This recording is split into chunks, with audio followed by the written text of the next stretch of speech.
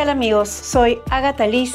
En El Valor de la Verdad les contaré toda mi historia. Tengo mucho que contarte y algunas cosas tienen que ver con el pasado, el presente y también el futuro. No te lo pierdas. ¿Qué decidiste ir al Sillón Rojo? Bueno, me pareció la mejor oportunidad para que la gente conozca también algunos aspectos de mi vida que nunca he contado. Estoy segura que me voy a liberar de muchas cosas y esto es un proceso de sanación. Sé que hay mucha gente que me sigue por más de 40 años y también hay gente que me critica. Es parte de la vida, pero ahora te darás cuenta que soy un ser humano como todos. ¿Cuál es tu principal temor? El tema de mostrar tu vulnerabilidad, que sientan dónde están tus miedos, dónde están tus fantasmas, que te muevan muchas emociones. Pero ahí está el reto. Bien, les quiero presentar a las personas que me van a acompañar esta noche en El Valor de la Verdad. Está Karina, mi hija. Hola, soy Karina, vengo a apoyar a mi mamá en su valor de la verdad. Solo lo hago para apoyarla porque no me gusta para nada venir a los canales. Es una cruz desde que somos chiquitas acompañarla, pero aquí estamos. Entendeu?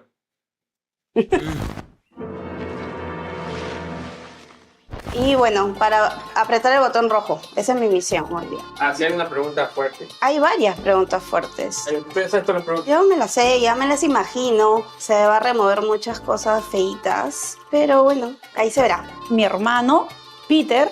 No se lo pierdan. Muy buenas, ¿qué tal? Mi nombre es Andrés Dávila Pretel, soy hermano de Agatha Liz, la conozco toda la vida y hemos pasado momentos muy gratos en algunos y muy tristes en otros. Y también está mi hija, Pierina. Ella es la mayor de mis hijas. Hola, mi nombre es Pierina Leveroni, soy la hija mayor de Agatha. Esta es la oportunidad de que conozcan a la persona detrás del artista, del personaje. La historia que ella tiene que contar vale la pena escucharla. ¿Qué piensas que va a pasar en el programa? ¿Qué presientes? Presiento que en el programa Beto va a buscar saber el lado de Agatha Liz que nadie conoce, saber si de repente alguna vez fallé en mis pronósticos y de repente se sorprende y yo le digo algo a él. Ustedes saben que mi trabajo es saber un poco las confesiones de la gente, hablar de los traumas de la gente, pero nunca había hablado sobre los míos. Voy a aceptar el reto. Vamos a ver cómo van las cosas.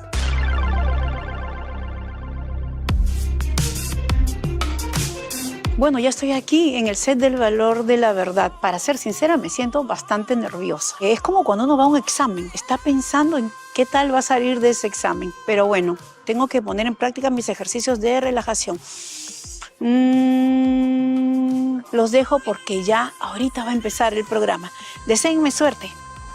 Muy bien, ahora sí ha llegado el momento de conocer cuál es el valor de la verdad para Agatha Liz.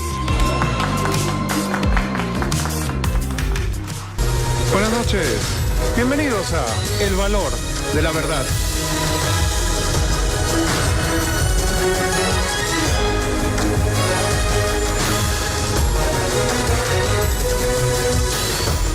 Antes de participar en nuestro programa, todos los concursantes han pasado por una rigurosa prueba del polígrafo. Ellos no conocen los resultados del test y yo los ignoro también. Sin embargo, si en algún momento ellos sintieran que no fueron del todo sinceros ante el detector de mentiras, podrían cambiar sus respuestas hasta en 2 oportunidades. Sin más preámbulos, vamos a conocer quién es la participante de esta noche. Miriam Cecilia Dávila Pretel, mejor conocida como Agatha Liz, la brujita de Chollywood. Marcada por las humillaciones y abandonos, Agatha supo ganarse su espacio gracias a los astros, las velas y las cartas. En su primera participación en El Sillón Rojo, Agatha revela episodios de su vida, algunas patinadas y qué políticos le han tocado su puerta. Muy bien, y ahora sí ha llegado el momento de conocer cuál es el valor de la verdad para Agatha Liz. Adelante. Bienvenida, querida Agatha. Hola, ¿Cómo Beto. estás? Muy buenas noches. Qué bueno verte. Además así, brillante, fulgurante ha venido esta noche. Mucha luz, siempre con mucha luz. Debo decirte que los astros te sean propicios. Gracias. Sí. Gracias por... ¿Siempre estás así, en brillos? Bueno, es que los brillos siempre hacen recordar a la luz. El dorado es la fuerza, es la abundancia. Y bueno, por eso estoy así. Ya, muy bien. Estás nerviosa, ¿no? Un poquito, porque... Eso está bien. Nunca me había tocado a mí ser la que cuento. Es una primera vez. Vas a ser mi terapeuta esta noche. Encantado. ¿Y vas a poder sacar tus cartas en algún momento? Sí, yo creo que sí. Si tú lo quieres, yo las saco. Sobre todo para que nos digas qué va a pasar en este pobre país de desconcertadas gentes. Sí, ¿no? en verdad que estamos pasando por un momento tan complicado en el Perú. Pero bueno, vamos a ver qué dice el tarot. ¿Será bueno saber con anticipación lo que viene o mejor no? El tarot dice que a veces no es bueno saberlo todo, solo tener Yo también señal. creo eso. Toma asiento, por favor. Gracias. El sillón rojo te espera. Gracias. Es tu primera vez en este programa, ¿verdad? Primera vez aquí en El Valor de la Verdad. Bien, tengo que explicarte, como si fuera necesario, que el programa tiene 6 niveles. Un primer nivel con 5 preguntas por 5.000 soles. Un segundo nivel con otras 5 por 10.000. Un tercer nivel con otras 5 preguntas por 15.000 soles. El cuarto nivel tiene solamente 3 preguntas por 20.000. El quinto, 2 preguntas por 25.000. Y el sexto nivel es solamente la pregunta 21, que si respondes con la verdad, te llevas a casa 50.000 soles. Y si fallas, no te llevas nada. Así funciona la cosa. Así es el juego. Así es el fútbol. Sí. También tienes un comodín que es, como todo el mundo sabe, el botón rojo de Betano. Antes de explicar su funcionamiento, aprovechemos para que me presentes quiénes te acompañan esta noche. Bueno, esta noche he venido acompañada por las personas que forman parte de mi vida. En primer lugar, mi hija, Pierina, que es la primera que está en el sillón. Hola, Pierina. Mi hija mayor. ¿Qué tal? De ahí está mi hermano, Andrés, le decimos Peter. Andrés y le dicen Peter, ¿por qué? Es una historia larga de cuando yo era pequeño. Ok, está bien. ¿Y quién más viene? Karina, mi segunda hija, Karina Leveroni. Hola, Karina, bienvenida al programa. Bueno, tenemos que probar si el botón rojo de Betano funciona correctamente. Podríamos hacer la prueba cualquiera de los tres. Ok. Bueno, estábamos pensando en la producción que este va a ser un programa muy fácil para ti, porque como tú ves el futuro, vas a ganar los 50.000 porque vas a saber cuál es verdad, cuál es mentira y todo. Es un poco suicida invitarte. Sí, cualquiera pensaría que es así, pero... ¿No es así? No creo que sea así. He aprendido que nunca hay que ser ni soberbio, ni tampoco quererlo saber todo, ¿no? Siempre hay que tener solo una señal y dejar que también el universo funcione. Bueno, vamos a comenzar a jugar porque esto es un juego. No te olvides. Y lo tomo así, por eso que respiro profundo. Ya estoy relajada. Empezamos. Pregunta 1. Agatha Liz, ¿predijiste la caída de las Torres Gemelas?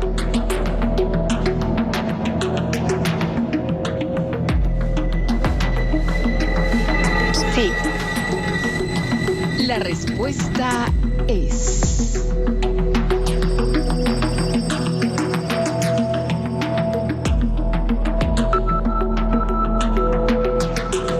verdad.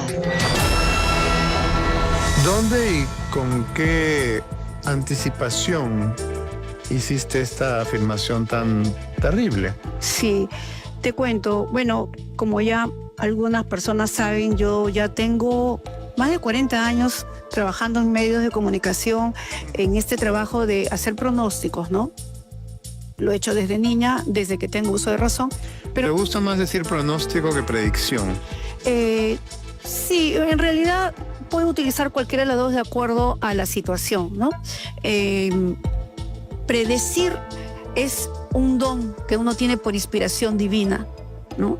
Entonces, a veces la gente piensa que uno es un adivino y en realidad no es eso, sino uno tiene un don que inspira y que florece en algún momento, ¿no? Pero si tú dices que las Torres Gemelas van a caer ¿No es eso una profecía? Sí, eso casi se podría decir que fue una profecía. Te cuento cómo fue. Algunas de mis predicciones han dado la vuelta al mundo y esta es una de ellas. ¿Dónde lo dijiste? En la revista, tengo una revista.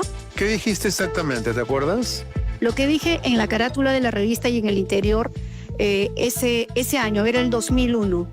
Entonces dije, septiembre, decía afuera, ¿no? Podría ser el juicio final.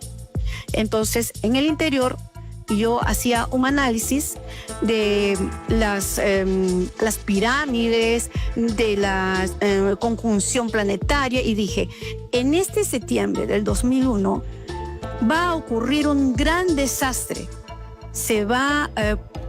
Nada será igual después de este gran desastre. Y ocurrirá que en los sitios más altos se derrumbarán. Y hacía como que eran dos torres o como dos montañitas, ¿no? Entonces puse que eso iba a pasar en el septiembre del 2001. ¿Y la revista cuándo salió? La revista salió en octubre para septiembre, no, perdón. Al revés. En agosto para septiembre, salía un mes antes, ¿no? Entonces ahí hacía una serie de análisis, decía que esto era un mensaje para el mundo, que el mundo nunca iba a ser igual después de esta gran destrucción, que para algunos podría ser inclusive como un juicio final, etcétera, etcétera, ¿no? O sea, y profundizaba en todo ese análisis. ¿Y tú sientes que la caída de las Torres Gemelas fue el juicio final? Nunca el mundo fue igual, y sobre todo en los Estados Unidos después de las Torres Gemelas. Y no solamente ocurrió eso, sino que vinieron a hacerme un reportaje de los Estados Unidos por esa predicción, por esto que yo había dicho ahí, septiembre de 2001, un gran desastre, el mundo no será nunca el mismo. Y me invitaron a Telemundo. Entonces tuve la oportunidad de participar en varias entrevistas, en programas, y seguía sacando, y cómo así que lo viste, y pasó esto terrible. Inclusive yo estaba en la radio cuando ocurre lo de las Torres Gemelas, y mi locutor, Edgardo Canal, mi compañero, dice, Ágata, está lo que ha puesto tu revista, ¿no? Entonces mira lo que está pasando, y estaba en toda la pantalla de televisión. Llego a Estados Unidos y me dicen, mira lo que he podido decir, mira, esto terrible está ocurrido, y me dice, ¿y tú qué crees que pasará después? Entonces yo digo, Bush enfrentará una guerra interminable. El presidente, ¿no? Los Estados Unidos, y ahí ocurre, también en el 2001, yo creo que ya eso fue octubre, que ocurre la guerra con Afganistán. Y después empieza eso en el 2001, pero en el 2021, cuando sale la prensa que ya se retiran las tropas de los Estados Unidos, dicen, Bush enfrentó una guerra interminable. Lo que tú habías dicho. Lo que yo había dicho. Y en Telemundo te invitaron a raíz de que habías acertado con tanta exactitud. Sí, y estuve ahí en varios programas, estuve en el noticiero de Telemundo, en programas de la mañana, tuve muchas entrevistas y ahí pude decir también otras cosas como esto que te acabo de contar. Y sí, me sirvió para darme a conocer también esa parte del mundo, ¿no? ¿Qué fue lo que ocurrió con Maradona? Hiciste una predicción relativa a él que te generó muchas críticas en Argentina, ¿verdad? Sí. Bueno, cuando ocurrió lo de Maradona fue que me invitaron en ese tiempo, me parece que era el mundial que, mira, de fútbol no sé mucho, pero creo que era en los Estados Unidos ese mundial, y me entrevistan para preguntarme, digamos, cómo iba ahí, qué equipo iba a ganar, qué país, ¿no? Entonces yo dije, bueno, no creo que gane Argentina, yo creo que va a ganar Brasil. Y me dice, ¿pero por qué? Y le digo, mira, acá le sale a Maradona va a tener la culpa de que Argentina no ganó, porque aquí le veo algo tóxico y autodestructivo a Maradona. Lo van a detectar y esto va a ser la hecatombe para Argentina.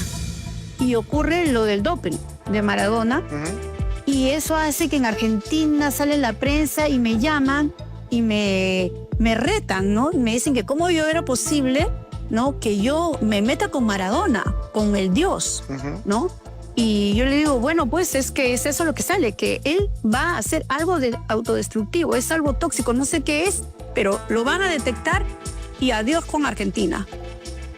Y pasó, pues no, lo sacan de la cancha a Maradona, le hacen el antidoping, le sale positivo y a Argentina le fue muy mal, ¿no? Y me odiaron en Argentina.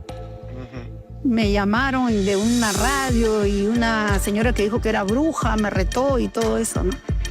Bueno, tú no dices las cosas para caer bien, dices lo que ves. Como te dije hace un ratito, es una inspiración y a veces vienen esas señales y uno lo dice. Pregunta 2. ¿Fuiste la consejera de 4 presidentes del Perú?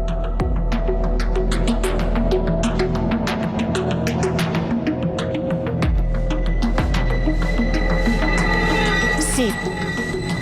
La respuesta es...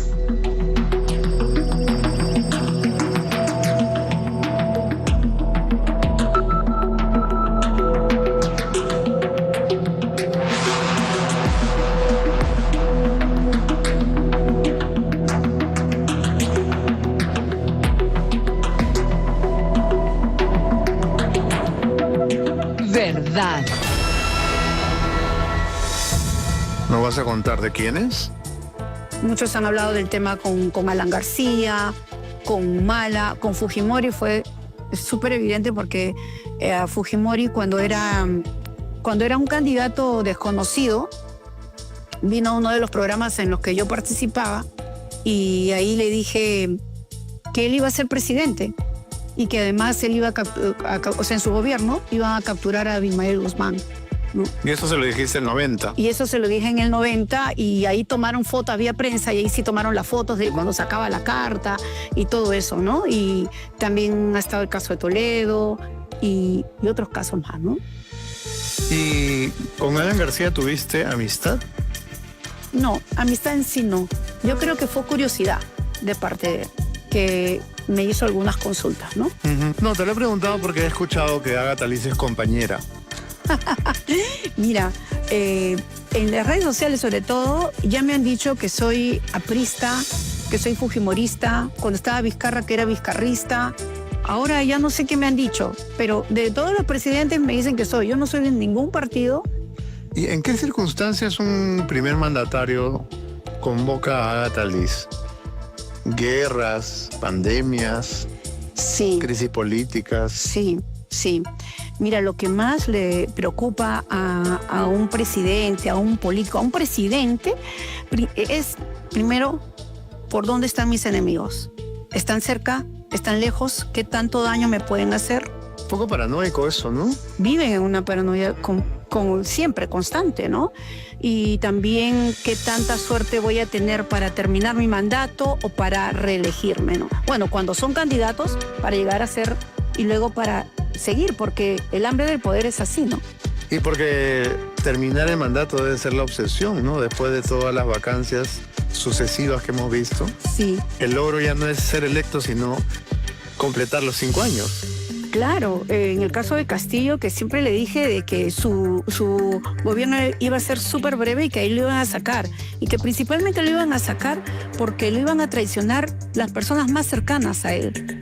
Y el día que esto pasó, el 7 de diciembre, creo, el día que a él lo vacan o que hubo el intento de... No, el 7 de diciembre por el golpe de Estado. El golpe de Estado. Yo el día 6, en un programa de radio noche anterior, yo dije, ¿no? Mañana, como se sabía que iba a haber votación y todo eso, mañana se le voltean las cartas a Castillo. Mañana le sale la carta de la justicia. Cuidado, esto es cárcel. Mañana va a ser un día que todos los peruanos no vamos a olvidar. O sea, va a ocurrir algo muy fuerte. Pero lo que le digo es que se le voltean todos los votos. ¿La carta de la justicia siempre es cárcel? Dependiendo cómo salga, porque en ese momento la pregunta era cuál era el peligro para él. Y yo dije, el peligro para él es la cárcel. Y al día siguiente estaba ya detenido, estaba en la cárcel. Sí, claro. ¿No? Pero nadie se imaginaba que iba a dar un golpe de Estado. Nadie se imaginaba. Y eso condice con lo que dije, que nunca íbamos a olvidar, como que iba a quedar para la historia. Y bueno, queda para la historia este día, ¿no? Entiendo que con Fujimori también fuiste consultada en la coyuntura tan dramática de la toma de rehenes en la residencia del embajador de Japón. E inclusive en la revista lo publiqué. La mayoría de las cosas en las cuales predicciones importantes que he tenido están o publicadas o en videos, o sea, hay documentación. Y yo inclusive lo publiqué cuando, bueno, recordarás momentos tan terribles que vivíamos todos de zozobra con los rehenes en la embajada. Y bueno, por lo menos la mayoría de la gente no sabía cómo se iba a resolver. Muchos pensaban que tal vez lo mataban, otros que si realmente iban a soltar a los que estaban presos, no los terroristas. Nadie sabía cómo se iba a resolver este tema. Entonces hice es decir, yo hago, cuando las cosas son muy fuertes, ya no solamente consulto el tarot, yo consulto las posiciones astrológicas, el tarot egipcio, el I Ching, y luego también mi propia inspiración. Hago como una fusión para una predicción tan importante. Entonces yo dije, ¿cuál es la predicción para qué va a pasar con el tema de la Embajada de Japón? Y dije, entrarán abruptamente, ingresarán abruptamente. Lo dije un poco en un lenguaje encriptado y dije, habrá sangre. Sin embargo, se rescatará a los rehenes. Y veo lágrimas del presidente. Lloró Fujimori, si lo recuerdas.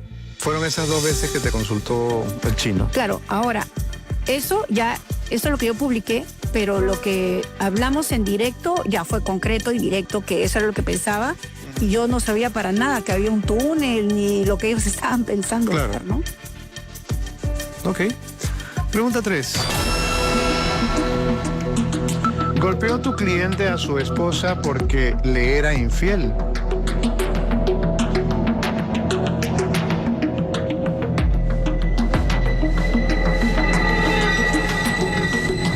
Sí. La respuesta es...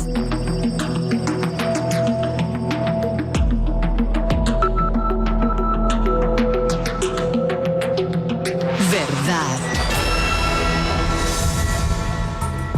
Tú le leíste el tarot a un cliente. En el tarot salió que su esposa le ponía los cuernos y el cliente fue y le pegó. ¿Así fue? Sí. La esposa estaba afuera. Y yo no sabía eso. Y cuando salí a mirar, él la estaba golpeando. Tuvimos que llamar a la policía y todo, ¿no? En realidad, este tipo de trabajo es un trabajo que tiene mucha responsabilidad, ¿no? Yo empecé muy joven, muy joven. Cuando empecé, creo que no tenía el background que de repente, obviamente, ya con los años he cogido como psicóloga, como coach, como periodista, como terapeuta holística y todo lo que sigo estudiando. En ese tiempo simplemente decía lo que veía. Entonces, yo estaba muy jovencita y me hicieron esa pregunta y el Señor me insistía, ¿no? Pero dime. Y al final me dijo, bueno, yo te he pagado para que me digas la verdad, no para que me mientas. Y me dijo, ¿hay otra persona? Dime sí o no. Y yo le dije, sí hay otra persona, ¿no? Pero luego vi que cuando salió, le estaba pegando a su esposa, ¿no? Y me sentí muy mal. Me empecé a preguntar si en verdad debería seguir con este trabajo o no, porque te ponen a veces entre la espada y la pared, y a veces las verdades son muy duras. O la gente no está preparada para escucharlas, ¿no?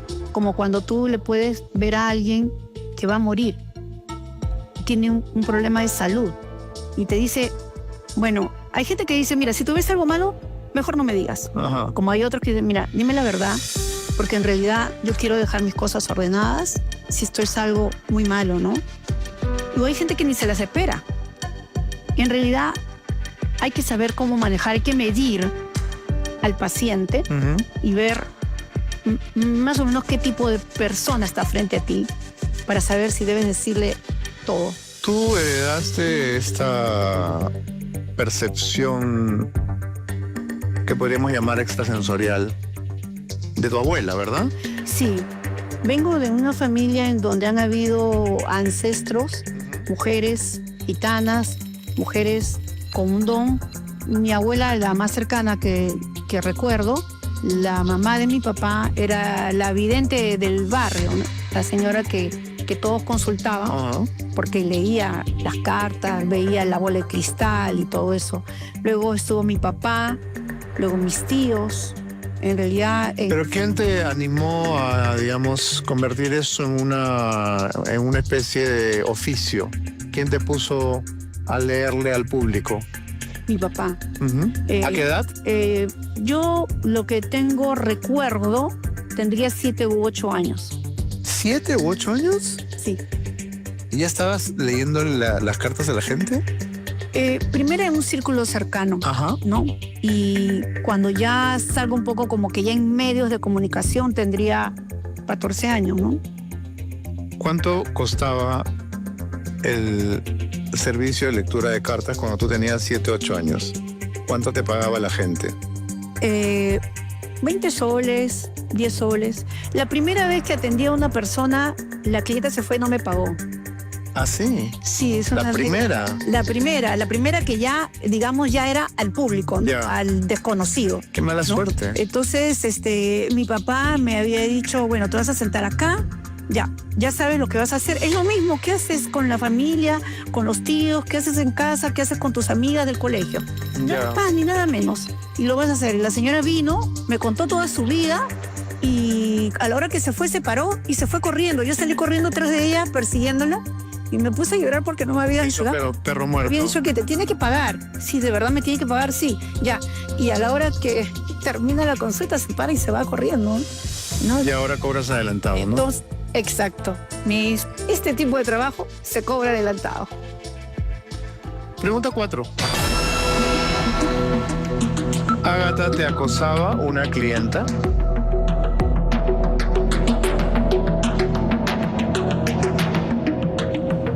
Sí. La respuesta es...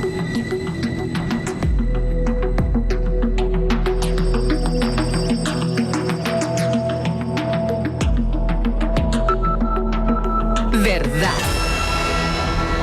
Esta es una historia cinematográfica que, claro, yo ya la he leído, pero me gustaría que la relates al público con el mayor detalle posible. Una oportunidad me visita una clienta o paciente y pues ahí me está contando que ella está enamorada de una persona. Persona, no dijo género. No dijo género, ¿no? Ok. Me dijo, estoy enamorada de una persona, pero yo quiero saber si esa persona me va a corresponder. Entonces yo veía y decía, mira, yo creo que tienes que irte resignando porque yo no veo que esta persona te pueda corresponder. Pero insiste. Yo creo que de repente, ¿no? Si yo también le hablo y le digo y yo la puedo convencer. A ver, busca, mira bien. Y yo seguía mirando y le digo, bueno, la verdad lo lamento, pero yo no veo que esta persona te pueda corresponder. Entonces mi madre me dice, ¿y tú sabes quién es esa persona?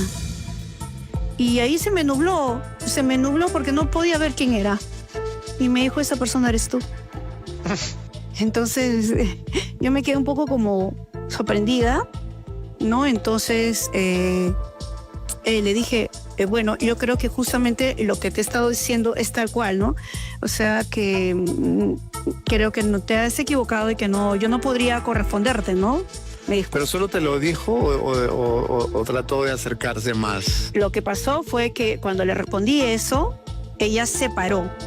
Y entonces yo dije, ¿qué va a pasar acá, no? Porque creo que intentaba darme un beso, ¿no? Entonces se paró y se me acercó. Yo me hice para atrás y justo el consultorio donde en ese momento yo atendía no tenía otra puerta, ¿no? Que dice que uno siempre tiene que tener otra puerta por atrás, pero no tenía una puerta. Ella estaba parada justo por donde yo podía salir. Entonces yo dije, espérate, creo que te estás equivocando.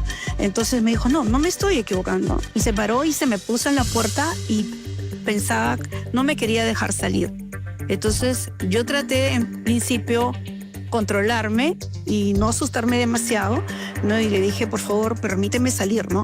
Y me dijo, no te vas a salir de aquí hasta que me des un beso, ¿no? Entonces yo lo que hice fue, felizmente que la parte del costado de mi consultorio era como de madera y empecé a hacer así para que alguien viniera, ¿no? Pedí auxilio, en pocas palabras, ¿no? Y nadie imaginaba qué era lo que estaba pasando adentro. Pero ya como vieron que yo tocaba y tocaba, ya vinieron y la tuvieron que sacar prácticamente a la fuerza. ¿Pero ahí se terminó el acoso o continuó? No, Continuó. continuó durante mucho tiempo. Meses, creo que hasta años. Escribía, mandaba mensajes, estaba esperándome en la esquina, estaba por la puerta, por donde yo me presentaba, salía y estaba ahí. Porque decía que estaba enamorada de mí y que ella sabía que me podía convencer, ¿no? ¿Y es la única vez que te ha pasado esto o es frecuente que los clientes o pacientes se entusiasmen contigo?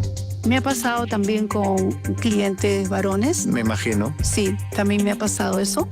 Y diciendo como que te he visto varias veces, tú me gustas, y haciéndome propuestas, ¿no? Y he tratado siempre de mantener esa distancia, ¿no? Muy bien. Pregunta 5. ¿Participaste en la Ouija cuando eras niña?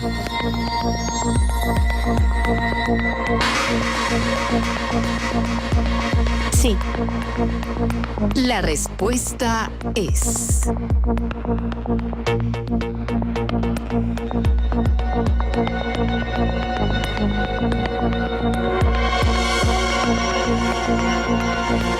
verdad.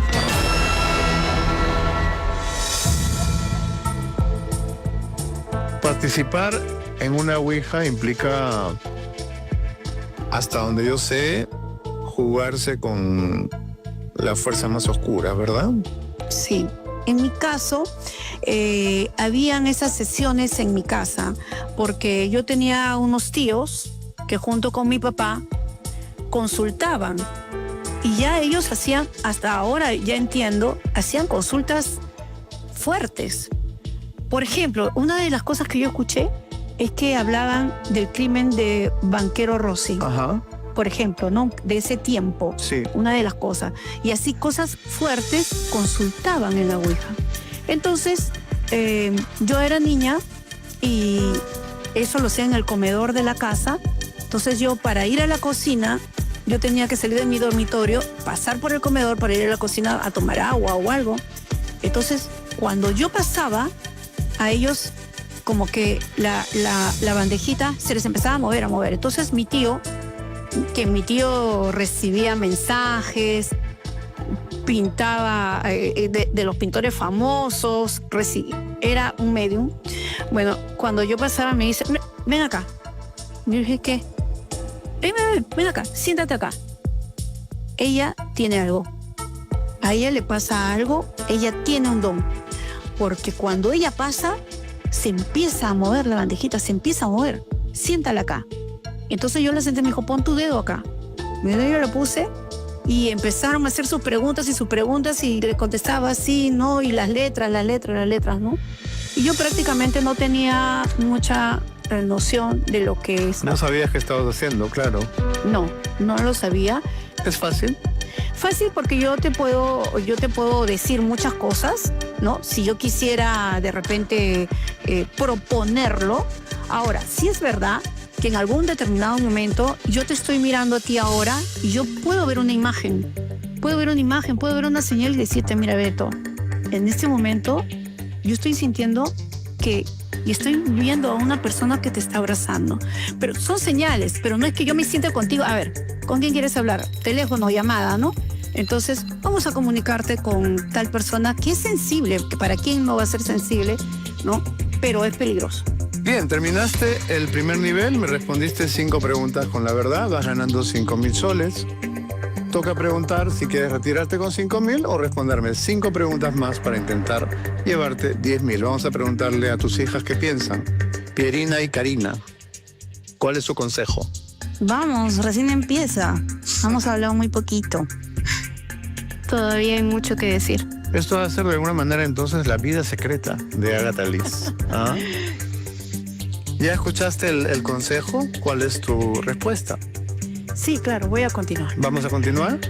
Entonces, esto es lo que haremos. Voy a ir en mi mención y luego pondremos una pequeña mesita para que tú puedas poner tus cartas. ¿Te parece bien? ¿Ya? Muy bien, vamos a la mención entonces.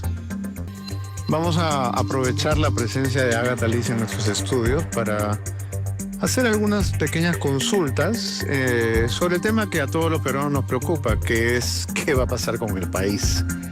Consultemos qué va a pasar, por ejemplo, con el exalcalde de Lima, Rafael López Aliaga. ¿Me dijiste López Aliaga? Sí, ¿por qué? Vamos a sacar 3 cartas a ver cómo le sale a... Bueno, de hecho a él le sale la carta del nuevo comienzo. Esto significa esta nueva etapa que él está viviendo, en donde él ha renunciado a la alcaldía y realmente pues es ahora recién que se ve el trabajo. ¿Qué significa cuando algunas cartas salen de cabeza? ¿Es relevante o no? Sí, es relevante. Entonces hay una aquí que está de cabeza, Sí, la especulación. 1 y 2 que están de cabeza. Y la otra se llama el aprendizaje. El aprendizaje. El aprendizaje de por qué está de cabeza. Justamente la carta del aprendizaje le dice cuidado, que no por mucho madrugar se amanece más temprano. Es un llamado a la humildad. A la humildad, tal cual. Es eso lo que le dice. Muy bien. Sigamos entonces con Martín Vizcarra, que dicen que no va a poder ser candidato, que está inhabilitado, pero otros sospechamos que sí lo van a poner de todas maneras en el partidor. Claro. ¿Qué va a pasar con Vizcarra? Hay recursos que puede él tener. Oh, bueno, vamos a ver cómo le salen sus cartas a Martín Vizcarra. Él es un candidato fuerte, Beto. Es un candidato fuerte. Yo creo lo mismo. Algunos piensan que no, pero es un candidato muy fuerte. ¿Cuáles son sus cartas de fuerza? La carta del progreso, de la evolución y la carta del rival. El rival más fuerte, uno de los rivales más fuertes. Es él. Es él. O sea, a los candidatos yo le diría, cuídate de Vizcarra. No lo subestimes. No lo subestimes porque él es un rival muy fuerte. De acuerdo. Keiko Fujimori. A ver. Keiko Fujimori, vamos a sacarle 3 cartas en este momento. A ver, ¿qué le sale?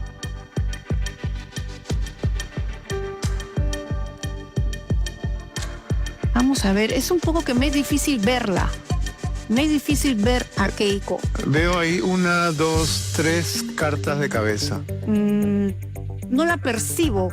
No la percibo en la definición como presidente. Bien, vamos a continuar y vamos a alternar eventualmente con alguna consulta a tu tarot. Pregunta 6. Ágata, ¿has hecho amarres?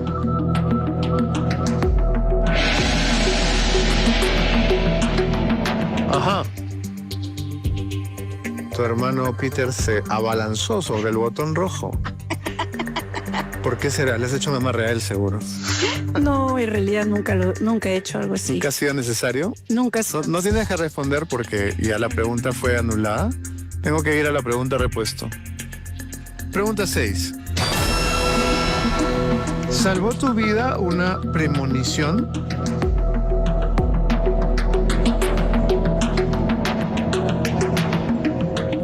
Sí. La respuesta es...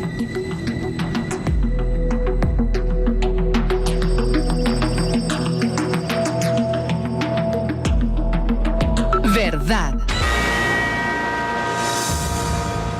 Una premonición es, podríamos decir, una visión. Es que tú visualizas lo que te va a pasar, o lo sueñas, o lo sospechas. Sí, pocas veces en realidad veo cosas que se anticipan para mí, pero sí me ha pasado, pero poco. Más siempre es para otras personas, inclusive para mis seres queridos, ¿no? Pero este caso fue realmente algo que de verdad que salvé la vida. Te cuento, pues yo he trabajado muchos años en radio, he trabajado en RPP, en Radio Panamericana, Radio La Crónica, bueno, no sé, tantas radios, pero donde duré más fue en RPP y en Radio Panamericana, donde estuvieron mis momentos de gloria. De gloria, claro. Tal cual.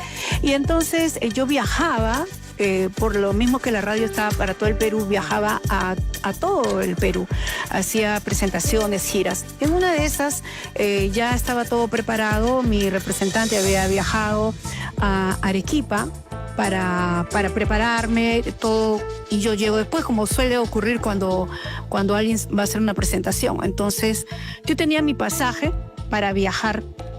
¿Recuerdas la fecha? no recuerdo bien, pero la gente sí se tiene que acordar porque era en Fawcett. Fue un avión que se cayó y que iba a Arequipa Tacna, me parece, y que era de Fawcett. Te cuento cómo pasó. Yo iba para Arequipa, tenía mi pasaje en la mano, me iba por Fawcett, y aquí viene el tema de los sueños. Esa noche tengo un sueño y empiezan las imágenes y me veo en un lugar oscuro, parecía como una playa, y el viento, ¿no? Parecía esa de las películas de terror, el viento, y yo solamente me miraba los pies y me veía como con una bata blanca. Y veo mis pies bajando las escalinatas del avión. Pero cuando termino de bajar de un avión destruido, entonces cuando termino de bajar, trato de caminar y me tropiezo. Trato de tomar otro rumbo y me vuelvo a tropezar. Y cuando miro el piso, eran cadáveres. Y yo digo, están todos muertos, ¿no? Y sentía que la brisa me llevaba así. Y eso, y me horrorizaba porque veía puros cadáveres a mi alrededor. Y me despierto muy preocupada, ¿no? Y le cuento a mi mamá. Y le digo, mamá, mira, justo he soñado que yo salía de un avión que estaba destruido, se había estrellado y estaban todos muertos. Y ella me dice, ¿y vas a viajar? Claro, tengo que viajar porque ya está todo listo, ya me han anunciado, está todo preparado, yo ya estoy viajando. Y me dijo, pues, no viajas. ¿Cómo que no viajo? Yo tengo que ir, o sea, ¿cómo es esto que te presentan y todo? Tú sabes, es un compromiso y no vas a ir. No vas y no vas. Si tú me quieres, si quieres a tu madre, no vayas, no viajes. Pero mira, tengo el pasaje en la mano, lo voy a perder. Me llamó mi representante y me dijo, ya está todo listo, no voy a viajar.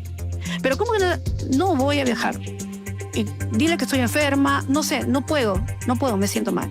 Bueno, y ahí se cayó el avión donde yo iba a viajar. Se cayó este avión donde todos murieron. Yo recuerdo que iba creo que a Arequipa y Tacna. Y todavía recuerdo que al día siguiente igual viajé con todos los cadáveres porque iban recibiendo los ataúdes, ¿no? Los ataúdes que estaban en la parte de la bodega del avión. Fue el vuelo 251 de Fawcett y murieron en ese trágico accidente 123 personas. Ahí está. Increíble. Increíble. Y recuerdo que había una congresista, sé que era fujimorista, no recuerdo ahorita su apellido. Lozada, ¿puede ser? ¿Carmen Lozada? Sí, creo que sí. Me parece que un familiar de ella había fallecido ahí. Me parece. En ese accidente. Sí, porque recuerdo que cuando viajé al otro día la gente asustada se subía del avión, ¿no? Después de que eso que había pasado. Y salvé la vida gracias a ese sueño. Pregunta 7. Ágata, ¿conversabas con los muertos de niña?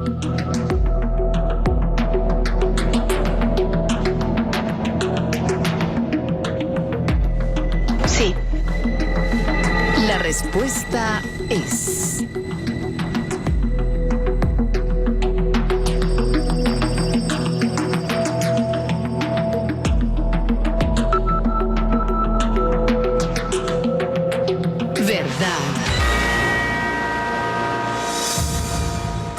¿Cómo es esto de conversar con los muertos?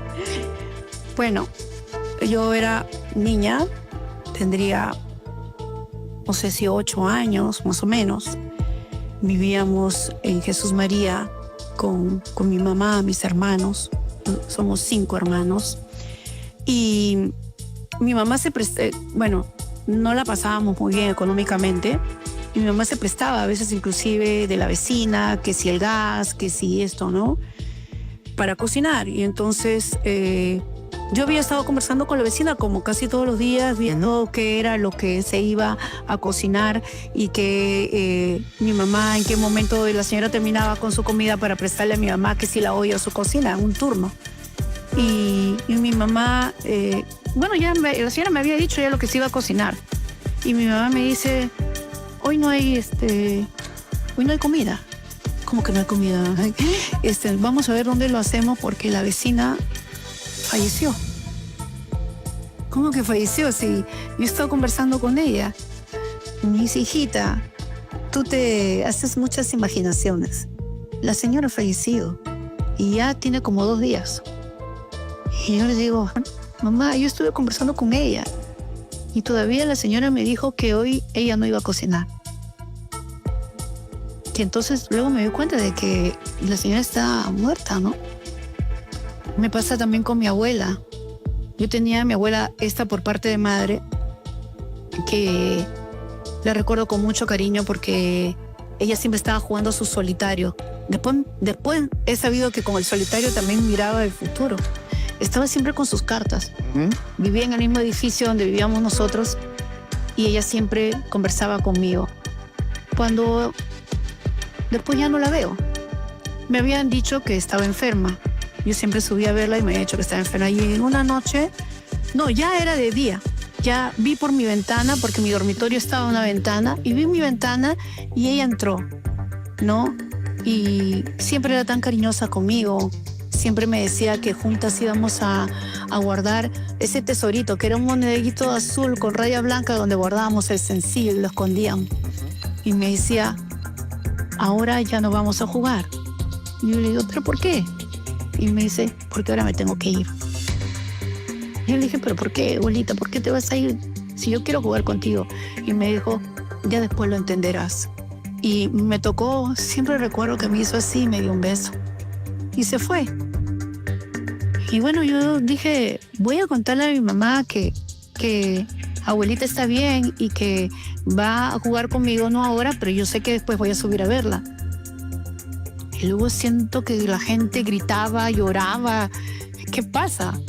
Abuelita había muerto, ¿no? Abuelita Victoria. Y vino a despedirse de ti. Y vino a despedirse de mí.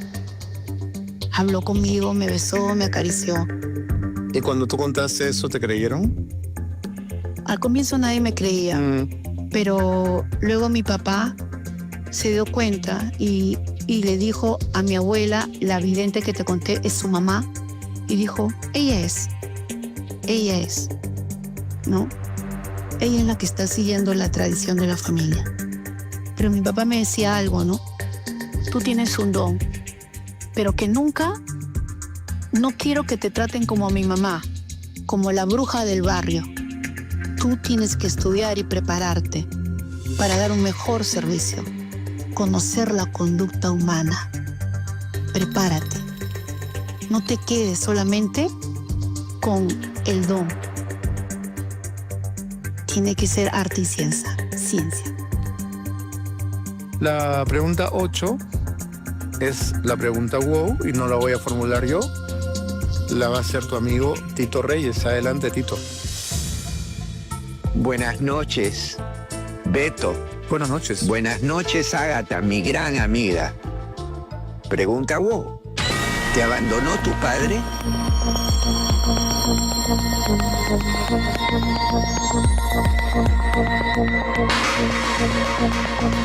Sí. La respuesta es...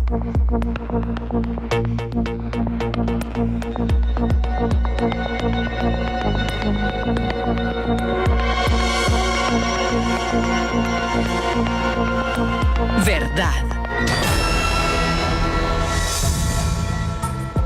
Si ves este programa, sabrás que eso es una constante en muchas de las entrevistas que hacemos con figuras de la televisión o del espectáculo, especialmente con mujeres, pero con varones también, ¿no? Parece que hay una triste tradición de abandono paterno que no sé si hasta el momento se mantiene, pero siempre esa pregunta es, la respuesta a esa pregunta siempre es sí y siempre es verdad. ¿Qué edad tenías cuando tu papá se fue? Casi 12 años, creo, aproximadamente, sí. Siempre había comentarios de mi mamá de que mi papá era así como un poco intranquilo con las mujeres. Pero ya no fue normal cuando un buen día simplemente se fue con una señora que conoció y nos dejó. Y desde ahí las cosas fueron peor, ¿no? Fueron muy mal para nosotros. ¿Él se lo reveló a su familia, a tu madre, o mantuvo, digamos, una doble vida? Sí, creo que tenía una doble vida. Nosotros nos enteramos por mi hermano que está acá, que creo que lo descubrió. Que nos cuente entonces. ¿Ah? Que nos cuente entonces, Peter. Un día llego y cuando llego entro a su oficina y luego que está con una mujer de Santos. Entonces cuando se ve esa situación, yo salí de una vez y mi papá salió que Peter, le digo, no, está bien, tranquilo, que no sé qué. Y fui, y obviamente me decepcioné porque mi papá para mí en ese momento era un modelo de personaje, de periodista y todo. Entonces cuando llegué a casa obviamente agarré y le comenté a mi mamá que sabía de esa situación. Pero ¿le contaste? Claro, le dije a mi mamá, ahí se enteró mi mamá. Y entonces pensaba mi mamá que era una cosa pasajera porque por la vida de mi papá han pasado pues cualquier cantidad de eventos de ese tipo. ¿No consideraste la posibilidad de no contarle? Lo que pasa es que, como yo te digo, o sea, como ella te ha contado, nosotros hemos sido prácticamente la figura que hemos tenido presente siempre ha sido mi mamá. Mi mamá ha sido la sufrida, la que había de dónde sacar para darnos de comer, ¿no? De dónde ir a fiarse, que eso aquí, mientras que mi papá, o sea, mi papá cobraba una quincena y mi mamá tenía que ir al periódico para capturar el sobre, ¿ya? Y muchas veces mi papá ya se había gastado el dinero. ¿Este abandono te marcó? ¿Te hirió mucho? Sí, mucho, Beto, mucho. Todos tenemos una herida de la infancia, decimos los terapeutas, ¿no? O varias. O varias, ¿no? Y que tienen que ver con las figuras parentales. Ya hablando de mi caso, y para no hacerla tan larga de repente, contarte que mi papá se fue en un buen día. Nos enteramos que inclusive ya tenía un hijo con esta persona y nos dijo que por todo este tema de la revolución y por todo este tema de los periodistas que salieron exiliados, él se iba a Panamá. Mi mamá nos dijo, papá se va y tiene que irse como que ya, porque mira, se van este periodista, el otro, muchos se fueron en esa época. Claro, pero se iban los periodistas perseguidos por el régimen. Perseguidos. No persiguiendo a una señora. Exactamente, yo no sabía si él era perseguido y todavía... perseguidor. Nosotros nos fuimos chiquitos todos a hacerle, porque en ese tiempo tú podías mirar el avión ahí, ¿no? Claro, no, papá, en la terraza del Jorge Chávez antiguo. Sí, y le hicimos adiós. Y luego después nos enteramos que esta señora, que ya tenía un hijo con él, lo habían quedado, me imagino, y lo alcanzó en Panamá. Y se fue. Y nos quedamos acá. Mi mamá, que era una señora que solo se dedicaba a su casa, con 5 hijos. Y realmente desde ahí empieza la parte más dura, creo, de mi vida, porque cambió mi vida por completo, ¿no? Ya habían las necesidades económicas, ya mi mamá tenía que prestarse del costado, del otro costado. Tenía que hacer muchas cosas para darnos de comer porque era... Hacer milagros, ¿no? Hacer milagros. Y él se fue y nos dijo, sí, de vez en cuando envió dinero, pero nosotros comíamos todos los meses, ¿no? No de vez en cuando. ¿No? Claro. Entonces, cuando nos enteramos de que ya estaba prácticamente con su otra familia en Panamá, yo no lo podía creer, no lo asimilé. ¿Cómo definirías ese sentimiento? ¿Te sentiste abandonada, defraudada, traicionada? He tenido que trabajar mucho el tema del abandono, ¿no? Del síndrome del abandono que tienen muchas mujeres, en el caso con el papá, y he tenido y lo sigo trabajando porque realmente a partir de ese momento no nos quedó otro camino, tanto a mí como a Peter, de un día decidir que no nos quedaba otro camino que ir a buscar a nuestro papá a Panamá. La historia de llegar a Panamá es llegar sin nada, con una mano atrás y otra adelante. $2, ¿estás diciendo la cantidad exacta o estás exagerando? $2 que le pusieron el cuchillo, ¿eh? ¿Qué puedes hacer con $2? Nada. Y en esa época tampoco. Y lo terrible para mí, Beto, es haber llegado a Panamá con 15 años, sin conocer a nadie, absolutamente. Y cuando mi papá me vio aparecer, no creía que era yo que estaba ahí. Pero yo fui porque yo dije, si no voy yo, como entre los hombres a veces se apoyan, yo tengo que ir para ayudar a mi mamá y a mis hermanos. Porque ya esto de comer el huevo frito o sancochar fideos, o a veces no tenerla, tiene que acabar. O sea, yo tengo que ir y buscarlo y decirle lo que está pasando y hacer que él, de alguna manera, o tal vez ayudarlo a que pueda enviar el dinero, ¿no? Y ¿Te esperó? fue a recoger a Peter al aeropuerto y cuando llegué al aeropuerto yo no quería bajar porque dije, ¿ahora qué va a pasar cuando me vea, no? Entonces yo vi que Peter se paró y que alguien lo saludó y él hizo así, ¿no? Y luego cuando bajé yo me puse una capucha porque no sabía qué iba a pasar cuando me viera. Y cuando me vio, me reconoció y me saludó, pero me di cuenta ya que era cierto que él, para mí como niña, ¿no?, nos había traicionado. Cuando a mí me mandó, estaba con un amigo, y a mí me mandó en el carro del amigo y se fue con Peter en otro carro. Entonces yo dije, entonces es verdad. Nos dejó. Es cierto. O sea que el ídolo, sí me cayó, ¿no? ¿Y por qué prefirió irse con Peter y dejarte a ti de lado? Porque yo sabía que Peter le iba a decir, como Peter a veces trabajaba con él en el periódico, en las revistas, en algunas cosas, yo sabía que entre ellos como hombres, él iba a decir, mira, está pasando esto. O sea, yo estoy aquí acompañado. Sí, pero Peter le había contado a tu mamá lo que vio. Sin embargo, Tampoco era su cómplice. Claro, no era su cómplice, pero yo vi que se lo llevó a él y a mí me mandó con otra persona en otro carro. ¿Por qué no me recibió? ¿No? ¿Por qué no estuvo conmigo? Y nunca viví con él en Panamá. Nunca viví con él. ¿Nunca viviste con él? No. ¿No te llevó a su casa? Dormimos en las calles, pasamos hambre. La lluvia de Panamá, vivir en la calle y que te caiga todo el calor de 40 grados a veces, y luego la lluvia torrencial. ¿Pero por qué viviste en la calle si fuiste a buscar a tu padre y tu padre te vio? Porque supongo que la señora que estaba con él no le dio permiso para que nos recibiera. Bueno, papá puede conseguir otro lugar, alquilar una pensión, un hotel, lo que sea. A mí me ha costado mucho trabajar todo esto y reconocer que el principal culpable de mi papá, porque él es el que tenía la responsabilidad. Pero es lo que pasó.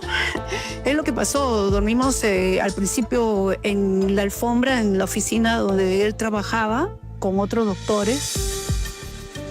Y luego a mí me llevaron a una casa, luego me llevaron a otra, luego en una me quisieron violar. Es decir, me pasaron tantas cosas, Beto, que cuando yo toco este tema, si bien es cierto, soy consciente que lo voy trabajando, trabajo el perdón, trabajo la herida de la infancia, trabajo la herida del abandono, porque ya todo eso lo conozco, pero no lo termino. O sea, es algo que creo que es un proceso. El hecho de perdonar, Ágata, no significa que uno borre la acción. Por supuesto. Ni que uno olvide, ¿no? Me parece que uno puede perdonar, pero perdonar también tiene que pasar por reconocer la maldad del otro, la crueldad del otro, la injusticia de su acto. Porque no significa que uno, como dice la Biblia, pone la otra mejilla, ¿no? Y queda como el idiota y la vida continúa y siguen trapeando el piso contigo. Exacto. Perdonar significa, tú fuiste malo, ¿no? Tú te portaste mal y no me lo voy a olvidar. Te puedo perdonar, pero no me lo voy a olvidar. Exacto, exacto. Y mira que yo he podido conocer lo que hubiera sido fácil para mí, la verdad te lo digo, prostituirme. Claro. Porque no tenía para comer.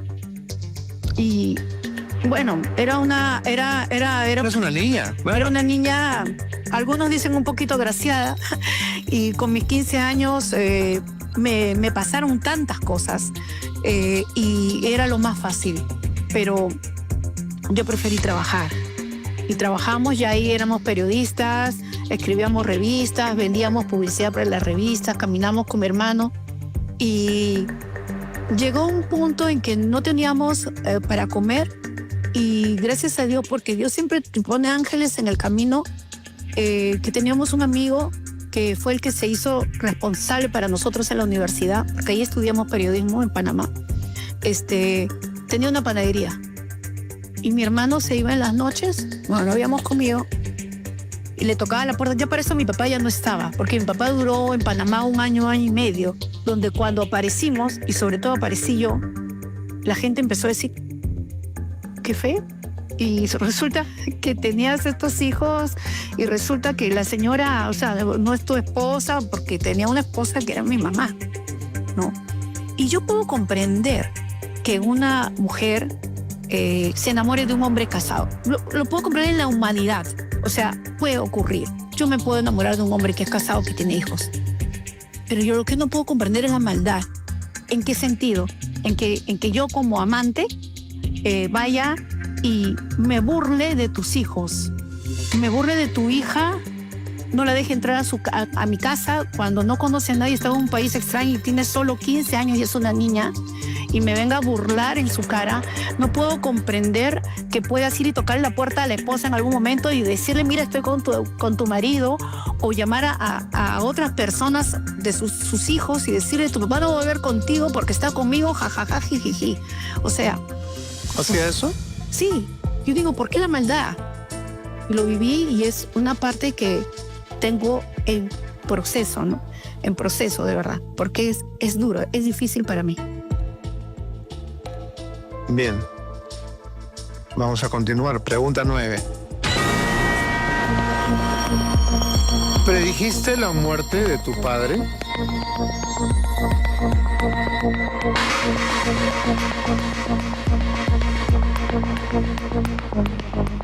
Sí. La respuesta es...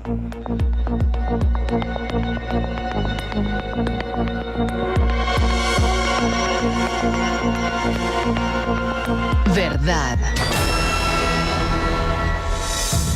¿Cómo pasó eso? Hablar de mi papá para mí siempre es doloroso. Porque está por un lado esto que ya te conté, está por otro lado procesar ese perdón. Un día, cuando después que regresé de varios años de Panamá, porque él se regresó con la señora y nosotros nos quedamos allá viéndolas cómo lo resolvíamos. Un día le escribí una carta y le dije, tú hiciste esto y esto, así como tú lo has dicho. Esto y esto. Nos dejaste, éramos 5 y mi mamá nos crió con tanto amor y con tanto cariño que no nos enseñó a odiarte. Y nosotros te hablamos, compartimos contigo. De alguna manera siempre eres nuestro héroe cuando hablamos con la gente. Y debe dar gracias de eso, porque realmente otros hijos no te hubieran volteado a mirar. Pero sin embargo, yo quería decirte todo esto. Y se lo llegué a decir, creo que no me habló 1 año, 2 años. Eso pasó cuando regresé de Panamá. Y de ahí empezamos una nueva etapa. Luego vino en algún momento, se acercó a mí. Además, él es mi mentor. Él es el que me enseñó todo lo que yo sé. ¿Te das cuenta de esa contradicción? O sea, él es el que me dio los mejores consejos, el que siempre estaba diciéndome, mira esto no, mira esto sí. Que te puso a trabajar de chiquita. Que me puso a trabajar también, es verdad. Por un lado era mi héroe y por otro lado es la persona que me hizo más daño, ¿no? Sí lo sé. Pero bueno, los años fueron pasando y hemos pasado muchas cosas juntos y creo que por esa herida de la infancia, nosotros los terapeutas decimos que lo que queremos hacer algún mecanismo de defensa para sanar nuestras heridas, tomamos el papel de me meto en mi burbuja, dependo emocionalmente de alguien, soy el salvador, la rescatadora. Yo creo que yo tomé un poco ese papel. Yo con mi mamá le he acompañado hasta el último momento de su vida. Cuando pude, ya mi hermano, él se quedó en Panamá cuando yo volví. Traté de ayudar a mis hermanos siempre Y yo, se puede decir que mantenía a mi mamá desde los 13 años, ¿no? Y trabajaba para apoyarla, para ayudarla, para estar al lado de ella y estar siempre con ella. Y mi papá luego se integra nuevamente a este grupo y ya compartíamos más cosas y todo. Yo, con esa carta, aunque él nunca me pidió perdón, yo lo perdoné. Y Esta carta la escribiste en vida, él la leyó. él la leyó y no me habló como 2 años. Pero ¿sabes qué, Beto? Uno entiende cuando ya eres coach, cuando eres terapeuta, que es una cadena, ¿verdad? Porque tus padres también son víctimas o tienen sus propias heridas que han vivido. Con eso no se disculpa, es que no lo has, trabajado, pero mi papá tenía una herida muy fuerte con el tema de su mamá. Tuvo un padrastro, el padrastro lo maltrató, él hablaba de que él no sabía perdonar y la figura de la mamá para él. Luego yo como psicóloga fue entendiendo un poco por qué él era así, ¿no? Esa parte mía trató de disculparlo, ¿no? Los años fueron pasando y mi mamá siempre con nosotros hasta el último. Ella fue la que se quedó con nosotros toda la vida. Yo volví de Panamá, terminé mi carrera de periodista allá y volví acá a Perú por ella. Y cuando vine mi mamá lloraba por mí y me decía, yo siempre estoy en la ventana mirando cuando volverá mi hija. ¿Por qué te fuiste? Bueno, yo me fui porque quería salvarte, porque papá se fue y yo fui a buscarlo. Y ya me quedé y me dijo, quiero que regreses. ¿Cuántos años te quedaste en Panamá? Fueron 6 años o 7 más o menos, ¿no? Y cuando regresé yo ya encontré a mis hermanos, los que habían quedado acá, ya los encontré grandes, pero mi mamá hizo que me quedara. Y mi mamá ha sido el patrón de mi vida, ¿no? Cuidarla hasta el último momento de su vida. Entonces a mi papá, ahí va la respuesta, que ya me olvidé un poco. La pregunta era si predijiste la muerte de tu padre. Muere mi mamá hace como 10 o 12 años, falleció. Tuvo cáncer, tuvo fibrosis pulmonar. Le prometí que iba a estar con ella hasta el último momento y creo que lo cumplí. Y queda mi papá. Se fue haciendo viejo también él. Y también yo estaba ahí al lado de él. El problema es que él tenía otra familia. Él tenía otro hogar, otra familia. Entonces ya teníamos un poco no el mismo acceso, porque después se casó con esta señora, pero se casó después de 30 años de vivir con ella, porque siguió casado con mi mamá todos esos años. Y creo que en algún momento yo me prometí nunca estar en el mismo espacio donde estaba esta señora. Nunca estar donde está ella, pero la vida y mi trabajo, el perdón, hizo que con las enfermedades de mi papá tuviera que ir y pisar su casa. ¿Qué enfermedades tenía? Mi papá empezó a tener, a ver si recuerdo, eran las piernas que le fallaban, luego un tema con el corazón, y lo fuimos haciendo ver. Y mi papá inclusive en el último tiempo, un hombre tan inteligente, porque él tenía inteligencia, claro, intelectualmente, ¿no? Lógicamente, pero no tenía, creo, inteligencia emocional. Entonces, él era muy inteligente. Te diría súper inteligente. Le decían hasta el libro gordo de Petete porque todo lo sabía. Tú buscabas en Google y ya te lo había respondido. Había leído mucho en la vida. Pero empezó a hacer síntomas de demencia, lo cual me dio muchísima pena que una persona tan valiosa como él en un momento parecía que estaba perdido. Empezó a decirme que se le presentaban personas, que hablaba con alguien, que mira esta que está aquí. A mí siempre me reconoció hasta el final, pero yo empecé a sentir tanta pena por él. Y algunas personas como tú ahora me hicieron a veces ver, ¿no? Pero mira, ¿tú cómo has podido perdonar a tu papá? Mira cómo se portó contigo, pero mira. Y yo decía, pero no puedo, yo lo quiero mucho. y lo perdono y ahora me da mucha pena verlo así. ¿Y cómo se produjo la predicción? Se produjo la predicción porque se empezó a poner cada vez peor y andaba flaquito. Y le decíamos a la señora, ¿pero qué le pasa? ¿Por qué sigue flaco si todos venimos a veces y le traemos comida y todo? Yo no sé. Cuando en un día se puso muy mal, no podía casi caminar y lo ponen de emergencia, le da neumonía, sale de la neumonía, lo operan, le encuentran cáncer al colon, también salió de esta y de la otra, pero mis hermanos, que todos empezamos a ir a verlo, me dicen, quiero que tú nos digas si papá va a vivir o cuánto tiempo le queda. ¿Querías hacer eso? Nunca que he querido, ahí están mis hijas, ahí está mi mamita que está en el cielo, mis hermanos, cuando a veces quieren que yo les digo, no quiero. Pero a veces un poco bajo presión o bajo un problema que tienen, accedo, ¿no? Y en este caso mis hermanos me agarraron en el carro y me dijeron, dinos de una vez, ¿qué va a pasar con papá? ¿Va a vivir? ¿No va a vivir? ¿Cuánto tiempo le queda? Entonces les dije, bueno, lo voy a hacer por ustedes. Pero la verdad esto no me agrada. Saqué las cartas y fue el pronóstico que menos hubiese querido que ocurra, ¿no? Porque le salió la muerte y todavía ellos me preguntaron ¿en cuánto tiempo? Y yo dije 15 días. Wow. Y al 15º día mi papá murió. Creo que es el pronóstico más doloroso de mi vida. Y él llegó a salir del hospital. Me dijeron que iba a estar bien.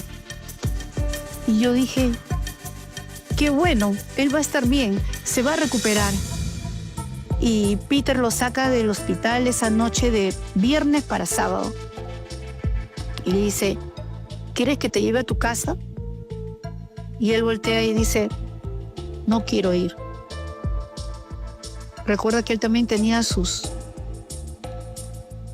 duerme en su casa y esa mañana fallece, para la tarde fallece, lo cual hasta nos pareció inexplicable porque él había salido con todo lo que supuestamente estaba bien. Tenemos que continuar. Pregunta 10.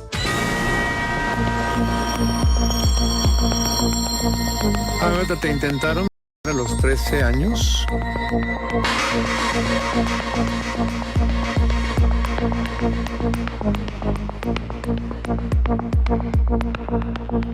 Sí. La respuesta es...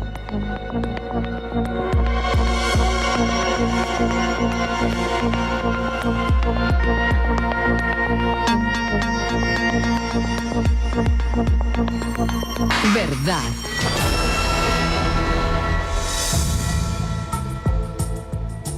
Fue en uno de tus trabajos, ¿verdad? ¿En qué trabajabas en ese momento? Mi primer trabajo, digamos, en un lugar, fue en un circo. Yo trabajé para un circo y... ¿Qué hacías? Las relaciones públicas. O sea, hacía las notas de prensa para mandar a los medios y todo eso, ¿no? Tenía 13 años. Llega un señor y me dice que habían unos eventos, unas celebraciones, creo que entre circos habían como que esos torneos de fútbol y esas cosas. Entonces me dice que ha traído unas flores y que esas flores las teníamos que guardar para entregarlo como que al ganador y todo eso de ese torneo. Entonces yo le dije, bueno, está bien, ¿no? Y me dice, vamos acá, cerca está mi casa para que puedas llevar las flores y ponerlas en agua, ¿no? Y que se conserven hasta el momento en que ya hay que entregarlas. Y yo le dije, vamos, ¿no? Pensé, no sé, que su casa era un sitio normal, o sea, me iba a recibir su familia, no sé, ¿no? Y cuando llego a la casa, me di cuenta que no había nadie, ¿no? Entonces, y yo dije, ¿no hay nadie? Y me dice, no, lo que pasa es que han salido a comprar y no sé qué, pero nosotros que vamos a participar en el torneo, por eso tenemos que dejar acá las flores. Entonces, a la hora que yo voy a poner las flores en el florero, apaga las luces, todas las luces, y viene corriendo encima mío, ¿no? Y como comprenderás, con 13 años, yo sentí que ya no iba a poder salir de ahí, ¿no? Pero siempre pienso que hay un ángel que me cuida. Creo que era el ángel de mi mamá. ¿Por qué? Porque mi mamá era la que nos cuidaba y la que nos protegía siempre, ¿no? Y no sé qué pasó. Yo no podía tener más fuerza que esta persona. Y simplemente el jarrón donde yo estaba colocando las flores, yo no sé cómo, pero se cayó y se rompió. Y al caer y romper, le cae a la persona. Y como pasó eso, yo pude levantarme porque ya estaba encima mío. Yo me pude levantar y pude correr. Y pude felizmente abrir la puerta y salir corriendo, ¿no? Entiendo que esto te volvió a ocurrir en Panamá, ¿verdad? Me volvió a ocurrir en Panamá. En una de esas pensiones, porque estuve de pensión en pensión, 2 veces me intentaron violar, ¿no? Y yo digo siempre, no, serían las oraciones de mi mamá, serían mi abuelita que está en el cielo y la que yo siempre la recordaba, ¿no? Que me ayudaron, ¿no? Que pude salvarme esas dos veces.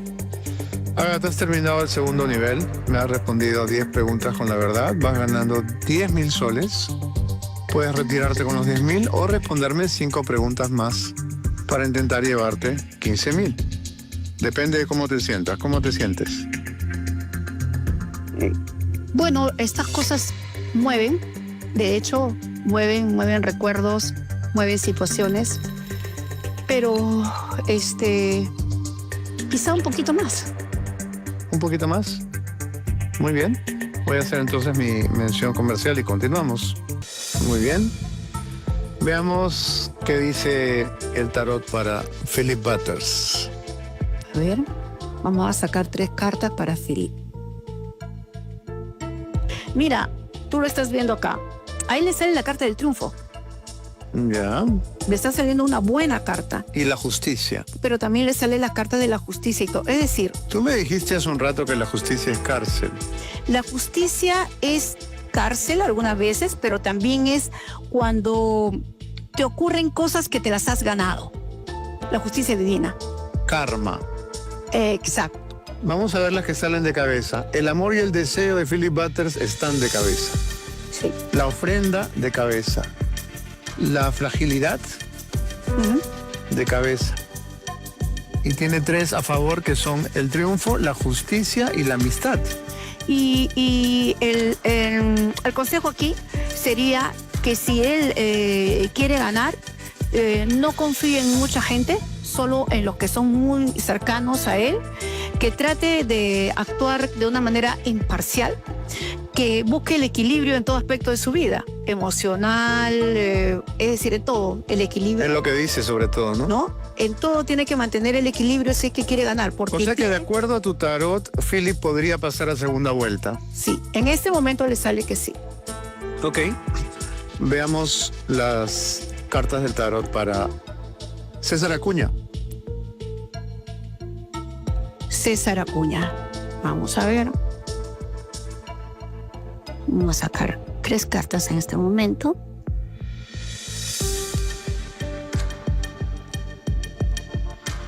Bueno, aquí a él le sale el arcano del mago. El arcano del mago. ¿Sabes qué yo le diría a él en este momento? Que él un poco ha estado gobernando también. Sin duda. O sea, no. Por ejemplo, un poco bastante. Si fue el presidente, le saldría que, señor, usted ha estado gobernando, ¿no? Porque le sale el arcano del mago, ¿no? Pero luego le sale el arcano del intercambio de cabeza, que no es bueno, y de la anticipación. ¿Qué interpreto yo acá? Interpreto que él, justamente cuando ha tenido el poder en la mano, podría más bien haber perdido muchos adeptos, muchos seguidores. Por haber estado tan ligado a Dina Boluarte. Al poder, claro. exactamente, ¿no? A ver, Y este es el arcano del desconsuelo, de la tristeza. Acá sale que ha estado sosteniendo a una mujer en el poder, la sacerdotisa, Mira mira tú, tú. mira Qué tú. curioso. ¿no? Pero sale de cabeza la Sale sacerdotisa. de cabeza, porque esta sacerdotisa ya no es parte, Ya ya le fue. cortaron la cabeza. Ujú. Siento que hay energías negativas para él, pero es más que nada por haberse expuesto tanto en este gobierno. Así que va a tener que trabajar mucho. Veamos un último candidato, Carlos Álvarez. A ver, Carlos Álvarez. A él le salen cartas en las cuales... a ver, Generosidad de cabeza, sí, asesoramiento de cabeza. sí. ¿Qué dice significa? estas dos cosas? Una, que no está con un grupo como que está invirtiendo un montón de... Porque tú sabes todo lo que se juega acá cuando están postulando, ¿no? No está dentro de un grupo como que se la está jugando toda por él, que estamos poniendo dinero, esto. Está de una manera medida. O sea que la gente que apuesta por él también apuesta por otros caballos. Exactamente, exactamente. Y hay algo que tiene que ver con él, con su personalidad. Bueno, como a todos los candidatos siempre le sacan cosas así escondiditas. Ujú. Entonces van a jugar mucho a eso. Él es una buena persona hasta donde yo lo sé. Van a jugar a sacarle cosas A escondidas. sacarle qué tiene de oscuro, qué tiene de escondido, qué tiene de malo, qué pasa con él, su mamá, su papá, su familia, sus hermanos, no sé. Cosas muy personales, ¿no? Que van a salir como, Que van a salir como a la manera de atacar. como denuncias de campaña de ambos. Exactamente, Para desnudarlo frente a los electores. por supuesto. ¿Podría ganar? Vamos a ver, vamos a sacar una carta a ver si él podría ganar. ¿Por qué no? Hay una buena carta que él de todas maneras va a quedar. Ese es el arcano de la preeminencia, carta del poder. Significa que de alguna manera va a estar en el círculo del poder. Esa carta que habla de los secretos que van a salir a la luz, ¿cuál es? ¿Cuál es la carta? El arcano de la inmortalidad.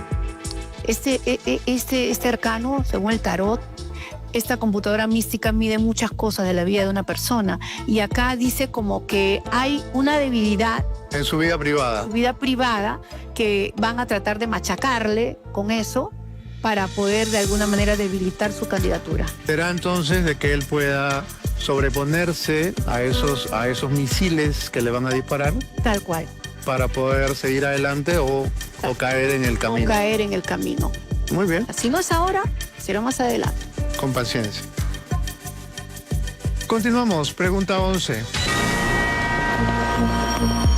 Ágata, ¿trabajaste de empleada cuando eras niña?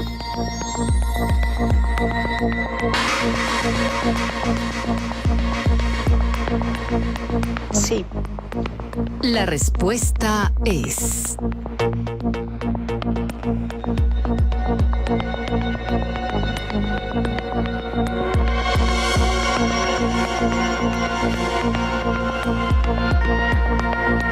verdad. Cuando decimos empleada, se entiende empleada doméstica, empleada de casa, ¿verdad? Sí, hice de todo. Cuidé niños, limpié pisos, trabajé de ambulante, limpié casas. Pero en este trabajo eras empleada cama adentro, cocinabas, limpiabas. ¿Cuáles eran tus labores? Sí. Tenía que cuidar 2 niñas Ujú.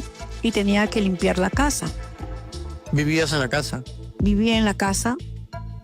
Lamentablemente era una casa donde yo llegué, Beto, en donde cuando yo me senté recién cerca de la mesa, yo pensé que la mesa era oscura, de color barniz, pero eran las cucarachas las que hacían el color de la mesa, que caminaban y yo me asustaba porque todavía era una niña. Aunque no lo creas, tenía que comer entre las cucarachas. ¿Pero Y por dormía qué había ese nivel de suciedad, digamos? Porque si tenían dinero para contratar a una empleada, digamos que esa familia no era tan pobre, ¿no? Lo que pasa es que yo no era cualquier empleada, era alguien que me estaban haciendo el favor para darme un sitio donde dormir. Ah, ok. Entonces a mí no me pagaban, sino me daban de comer. Ah, solamente te daban cama y comida, Sí, no dinero. no. no me dan dinero. Y el lugar no era pues el ideal, ¿no? Es trópico, ¿no? Panamá es trópico y hay muchos animales, es selva prácticamente, ¿no? Y hay muchos animales. Yo siempre he vivido en la costa. Sí, pero no hay necesidad de convivir con las cucarachas, ¿no? Obviamente. Por muy trópico que sea. Obviamente, sí. No sé por qué era así. También una noche que me desperté, me estaba caminando un animal muy grande por acá, por el brazo. Yo me acuerdo que me desperté y grité, ¿no? Y me decían, pero ¿tú por qué lloras? ¿Acaso en tu país no hay eso? ¿Acaso en tu país no hay cucarachas? ¿Acaso en tu país no hay libélulas? ¿En tu país no hay eso? Como yo tenía 15 años, no había salido nunca de mi casa y vivo acá en Lima. Y yo le dije, no sé si habrá, pero nunca me ha caminado por encima, ¿no? O sea, y tenía que dormir en una cama de una plaza compartiéndolo con otra chica, que era la sobrina de la señora donde yo vivía. O sea, yo no tenía ni siquiera una cama, ¿no? Entonces, tenía que aceptar lo que pasara, ¿no? ¿Cuánto tiempo viviste así? Un par de años, ¿no? Y el señor de la casa también intentó... ¿Abusar de ti? Sí. ¿Y qué hiciste? Bueno, rezar. Porque no me queda de otra. No, y como te digo, yo siempre, yo creo que eso me ha hecho ser quien soy ahora a través del tiempo. Creo mucho en Dios y creo mucho en la divinidad que aparece en el momento en el que tú la necesitas. Pensé en mi mamá, que no la veía tantos años, pensé en Dios y alguien encendió la luz en el momento en que prácticamente iba a ser víctima de una violación. Yo creo mucho en Dios por eso, porque siento que Él siempre me ha salvado cuando yo he estado cerca al peligro. Muy bien. Pregunta 12. ¿Te tocó el trasero el hermano de un presidente?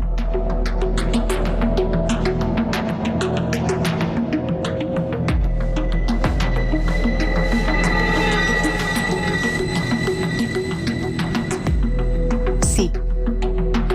La respuesta es...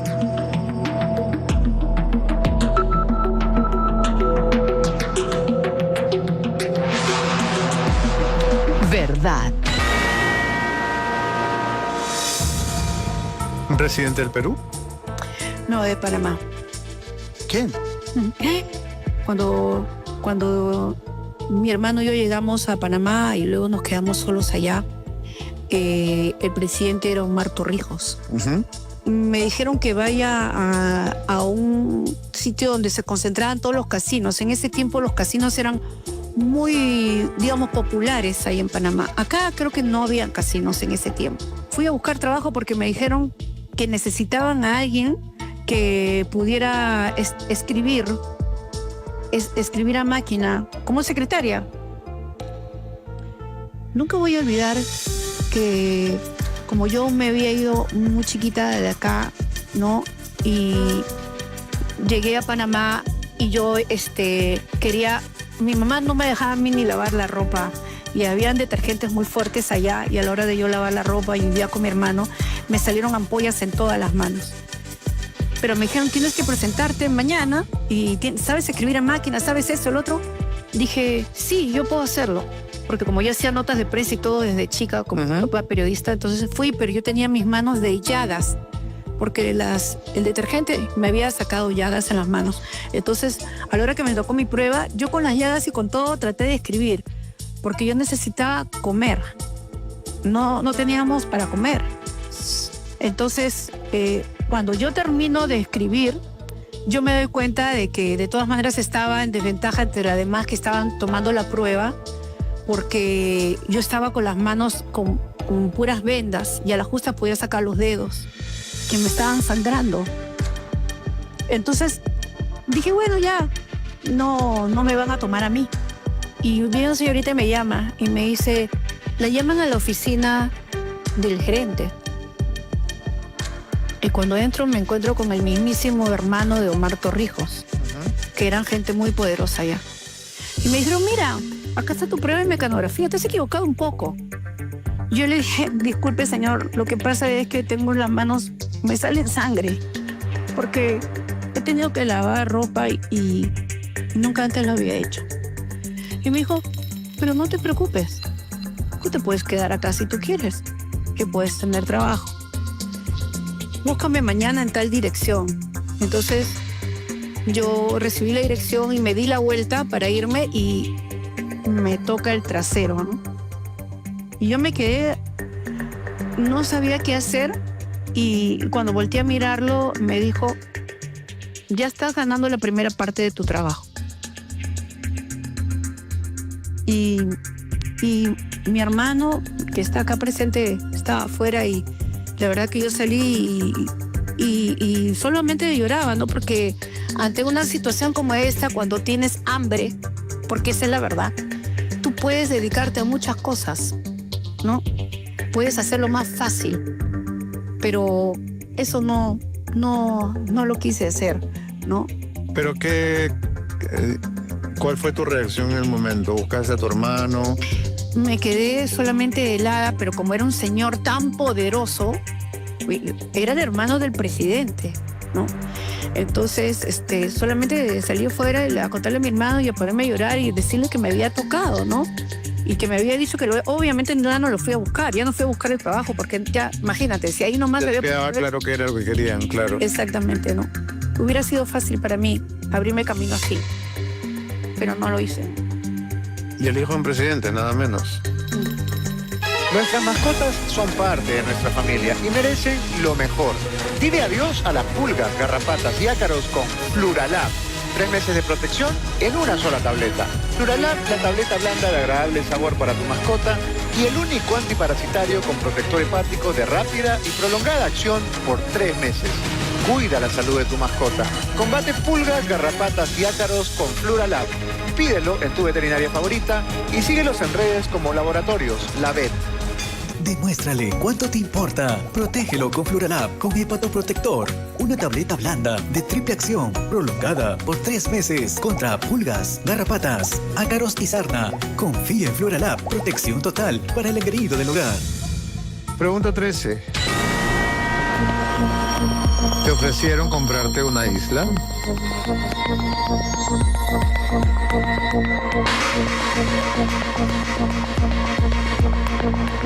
Sí.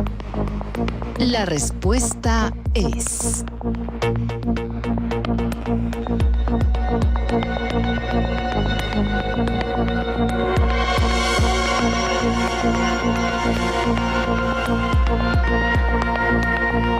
verdad.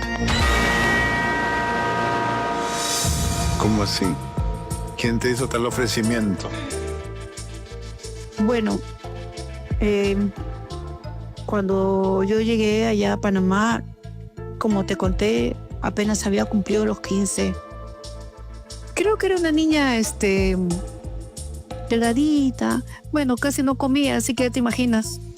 Entonces, un empresario, en realidad yo le tengo que agradecer a mi hermano que está acá presente. Y creo que yo al final no me pasaban muchas cosas porque él estaba siempre ahí. Peter, cuando yo volteaba, estaba esperándome al salir de la universidad, al terminar las clases. Estudiaba de noche para que en el día tratar de buscar cómo trabajar y cómo comer. Salíamos a buscar publicidad, hacíamos una revista, escribíamos. Pero él era, como era mayor que yo, él como que yo sentía que él era un poco mi papá en ese momento. Y él a veces buscaba la publicidad. Había un empresario que tenía, en ese tiempo en Panamá, había la zona del canal.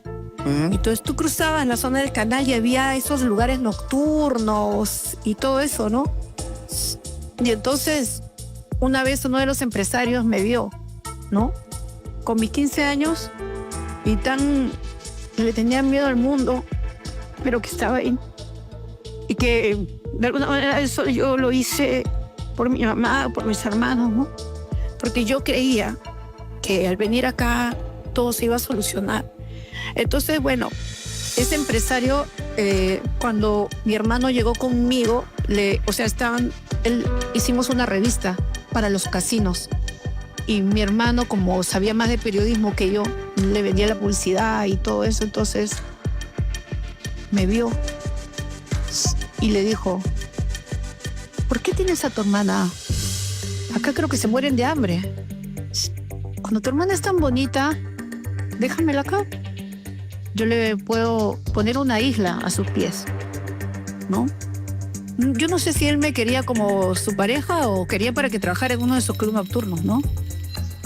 Pero obviamente él no aceptó, tuve la suerte que no me vendió, ¿no? Y que preferimos pasarla mal, pero hacer lo que un poco sabíamos, hacer un poco de periodismo, escribiendo en las revistas, vendiendo publicidad y sobrevivir. ¿Qué significaba poner una isla a tus pies? Creo que él tenía una isla. Algo así. Creo que él tenía como una isla, algo así. ¿Tú lo recuerdas, Peter? Fabio Matos era dueño de una serie de cabaret y nightclubs en Panamá. Dos hermanos, Fabio y Toti. Entonces ellos eran, ¿cómo te puedo decir? Habían apelechado al gobierno militar de Omar Torrijos y habían hecho dinero con eso. Como esos locales que quedaban al frente de lo que era la zona del canal, se llenaban de gringos, ¿no? Entonces ellos no era propiamente que tenían una isla, lo que pasa que había una isla que se llamaba Taboa, Isla Taboa, ¿no? Que está al frente del mar panameño de la costa. Entonces él agarraba y cuando hacían este tipo de eventos, porque hacían eventos para todos los militares en ese tiempo, entonces las fiestas las hacían en Taboa. Entonces cuando le dijo a ella, no, yo puedo poner una isla a tus pies, era porque se estaba hablando de Taboa. Ok. Obviamente no pasó. Ahora que se vienen las elecciones, la OMPE pone a tu servicio una plataforma para que votar sea más fácil y rápido. Eligiendo tu local de votación, evitarás largos viajes y podrás votar cerca de tu casa y sin excusas. Ingresa a eligetulocal.ompe.gov.p. Solo tienes hasta el domingo 14 de diciembre. Ya lo sabes, prepárate, elige tu local de votación y participa. OMPE, votar es tu poder de elegir. Continuamos. Pregunta 14.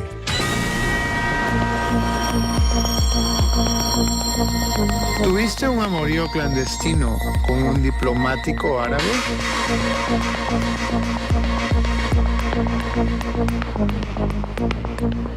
Sí. La respuesta es...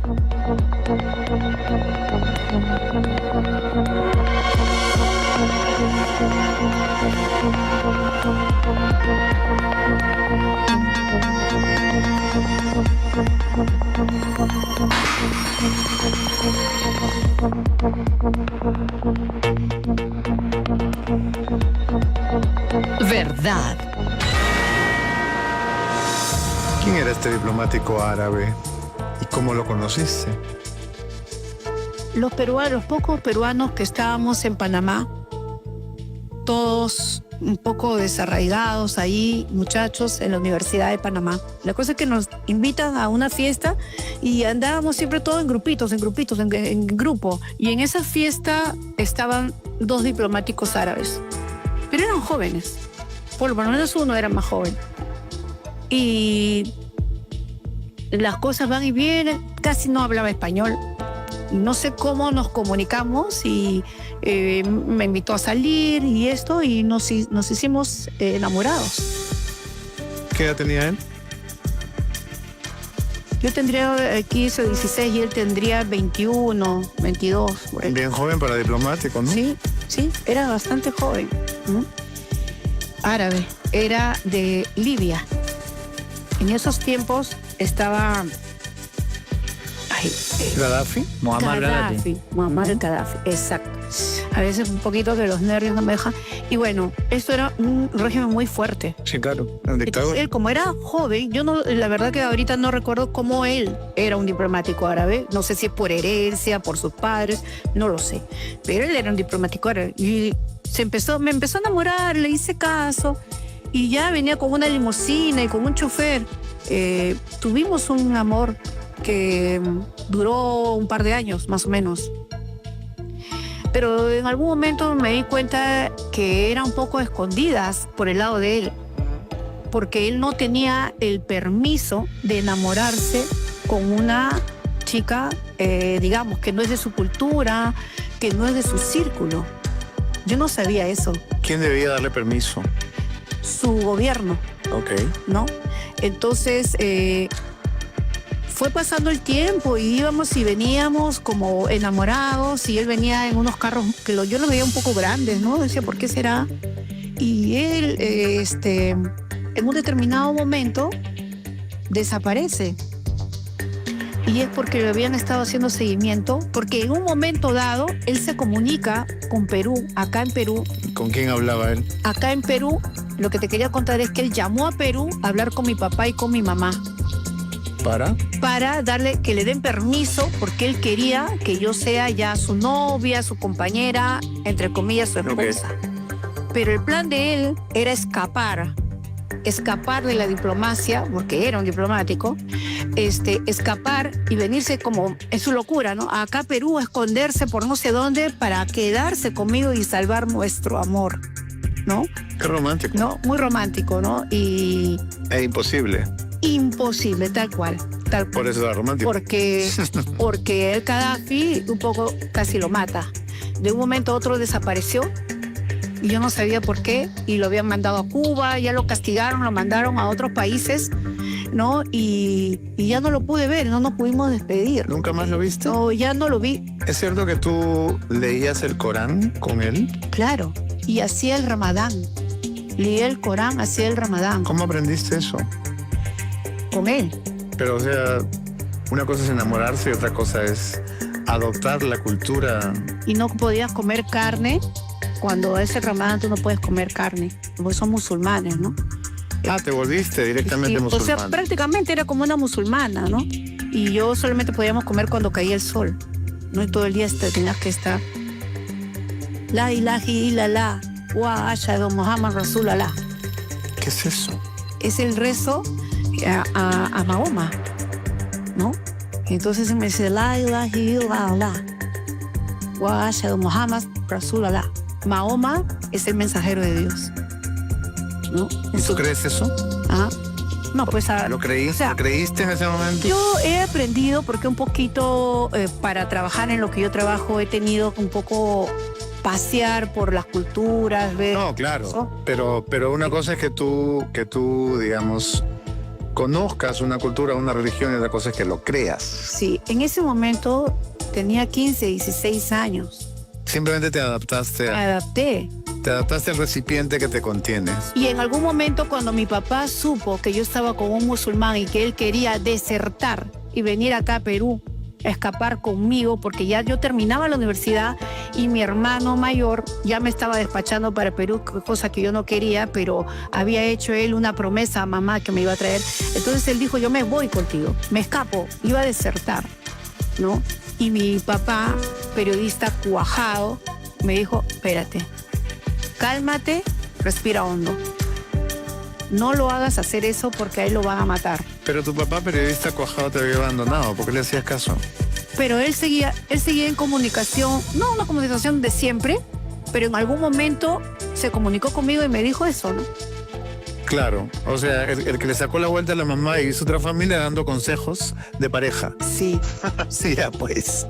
Sí, y eso es una especie de, si se quiere, amor-odio, porque mi papá ha sido mi maestro, mi consejero, mi profesor, y el que ha guiado mi carrera hasta que tuvo lucidez. Uh-huh. Muy bien, pregunta 15. Agatha Liz, ¿te equivocas en tus predicciones?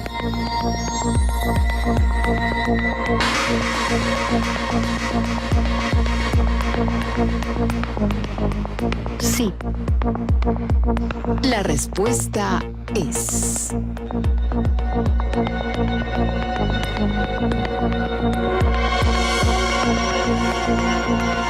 verdad. Bueno, errar es humano. ¿Cuál es esa ocasión en que tú recuerdas haber fallado con una predicción pública. ¿En qué ocasión admitirías o recordarías que tu intuición falló? Sí, parto desde un principio y aprendí eso desde niña. He estado con los Rosacruces, he estado un poco con los masones, he estado, bueno, tema del Corán. He viajado un poco por el mundo místico y aprendí pues a dejar la soberbia a un lado y a pensar que soy un ser humano falible. Entonces yo siempre que he hecho predicciones, además que, modestia aparte, han sido muy famosas en todos estos años. Sin embargo, sabía que sí se puede fallar y que debo ser hidalga de decir, sí, pues fallé o no lo vi. ¿Cuándo fallaste? Sobre todo, yo fallaba mucho en temas del fútbol, ¿no? Porque ahí está en juego mucho el azar. También hay una parte en la que en estas elecciones últimas, quiero recordar que ganó Castillo, ¿no? ¿Y con quién más estuvo con Castillo? ¿Con quién compitió? Sí. Con Keiko. Con Keiko, ahí está. Ok, ahí ganó Keiko. Yo te digo que ganó Keiko. Entonces, cuando... ¿Sabes que le hicieron trampa? Sí. Fue fraude. Fíjate que hubo todo un tema de fraude y que se habló, pero pruebas en sí no han estado al canto. Entonces yo dije que yo la veía ganando a Keiko, pero que también, eso lo dije antes de las elecciones, sentía que tenía que tener mucho cuidado porque había una mano negra que podía cambiar las cosas. Y bueno, salió Castillo, ¿no? Después habló mucho, ella se resistió y al final tuvo que aceptar el triunfo de Castillo, ¿no? Pero si me quieren poner eso como una tacha, podría ser. También, bueno, en temas del fútbol he tenido cosas muy buenas, como decir que Perú iba al Mundial, como decir que Paolo Guerrero iba al Mundial, a pesar de todo el problema que tuvo. Han habido cosas muy fuertes, pero también ha habido esto, ¿no? Que te cuento. Yo siempre soy muy creyente en Dios y pienso que cuando uno se va a la soberbia, a la vanidad, que yo todo lo sé, yo todo lo puedo, ahí, págata, te pasa algo y te hace pisar tierra. Entonces yo siempre digo, ese es mi pronóstico, veremos qué pasa. Eso que acabas de decir es una buena lección o un buen mensaje para los candidatos, ¿no? Sí. Porque en el momento que entra la soberbia, la derrota está asegurada. Por supuesto, porque siempre hay un margen de error. Siempre te hacen a mí me han hecho mucho esa pregunta. ¿Qué tanto es aquello que realmente ya está marcado y cuánto es lo que tú haces de tu destino? Y hay un margen que tú manejas. Claro, el destino no está escrito. No está escrito en piedra y de hecho tú haces a favor o en contra de lo que está dispuesto para ti. Hacemos una pausa, amigos, pero no se vayan. Este es El Valor de la Verdad, de Agatha Liz. ¿No estabas en casa cuando pasó el censista? Puedes hacer el censo en línea. Ingresa a www.censos2025.com.p y completa el cuestionario con los datos de tu hogar. Es fácil y seguro.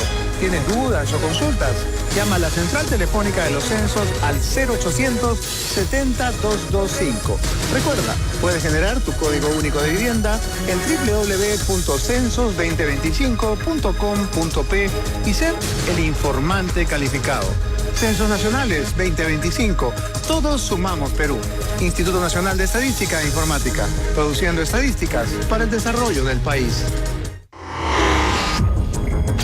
Al regresar, ya volvemos en El Valor de la Verdad.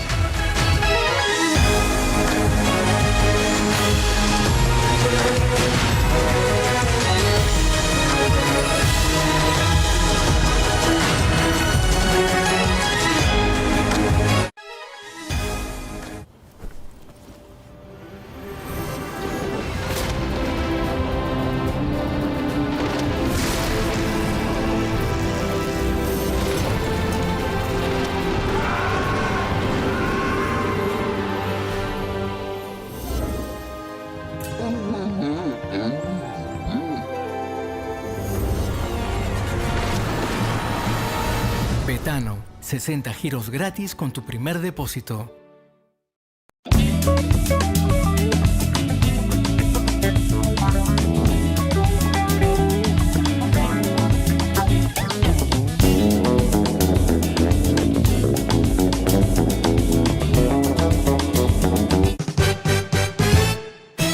Las preguntas que no salieron al aire en El Valor de la Verdad, aquí sí se responden. Todo lo que no viste y que nadie se atreve a decir. Actualidad, farándula y hartas confesiones. De lunes a viernes a las 11 p.m. por Panamericana Televisión. Y en vivo también por nuestro canal de YouTube. Suscríbete, activa la campanita y no te pierdas nada.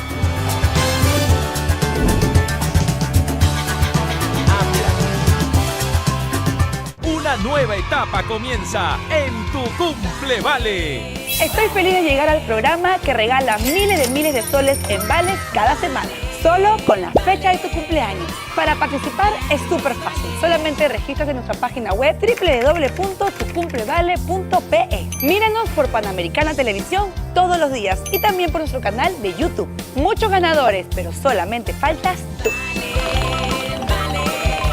Porque tu cumple vale. No te pierdas de lunes a domingo Tu Cumple Vale. ¿Quieres vivir el valor de la verdad más allá de la pantalla? Únete como miembro Vive en nuestro canal de YouTube y vive la experiencia del Sillón Rojo. Accede a contenido exclusivo, sorteos, detrás de cámaras y podrías estar aquí en el Sillón Rojo. Estamos de regreso. Este es El Valor de la Verdad de Agatha Liz. Muy bien. Nuevamente, ganaste 15,000 soles, me respondiste 15 preguntas con la verdad. Puedes retirarte ahora o responderme 3 preguntas más para intentar ganarte 20,000. Ya no le pregunto nada a tu familia, te pregunto a ti. ¿Qué quieres hacer? Beto, yo realmente agradezco este espacio en el que alguna vez he podido hablar algo de mí, porque yo vivo para hablar de los demás, para servir a los demás. Y este ha sido un pequeño espacio para contar un poquito de mí. Te agradezco y creo que ya movió suficientes cosas en mí y yo llegaría hasta aquí. Muy bien, le damos un gran aplauso a nuestra querida Agatha Liz. Acompáñenos, por favor, para despedir el programa aquí de pie. Muchas gracias. Gracias, Beto. Has contado una vida inimaginable. Nadie sabía que habías tenido una vida como esa. Gracias a ustedes también por acompañarnos y con ustedes, amigos. Será, como siempre, hasta el próximo domingo aquí en El Valor de la Verdad. Chau.